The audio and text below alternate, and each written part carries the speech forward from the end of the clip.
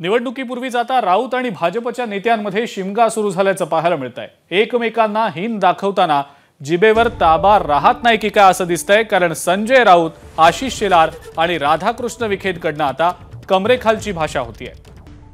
महाराष्ट्राला दादाभाईंची गरज नाही बरं का, आणि गुजरातमधून आलेल्या भाईंची तर अजिबात गरज नाही। तुमच्या हातात सत्ता आहे, पैसा आहे, केंद्रीय यंत्रणा आहे, म्हणून तुम्ही भाई ही सगळी आयुध गळून पडल्यावरती व भाईगिरी करा आमच्याशी। यांच्यावरती विक्रांत घोटाळ्याचा आरोप झाला या पॉर्न स्टारवर। INS विक्रांत बचावच्या नावाखाली कोट्यवधी रुपये गोळा केले। आम्ही चौकशी नेमली, ह्यांना अटकेच्या भीतीने पळून गेले बाप बेटे पॉर्न स्टारचे।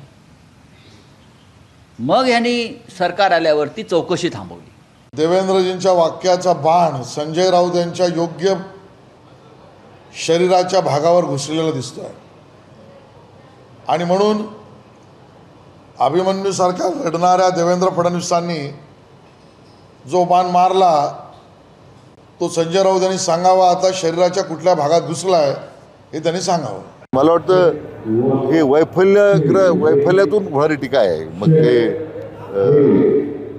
वैफल्यातून होणारी टीका आहे, त्यामुळे त्यांच्याकडे लक्ष द्यायचं कारण नाही आहे।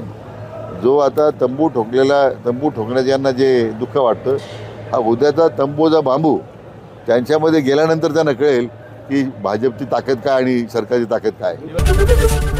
ABP माझा, उघडा डोळे बघा नीट।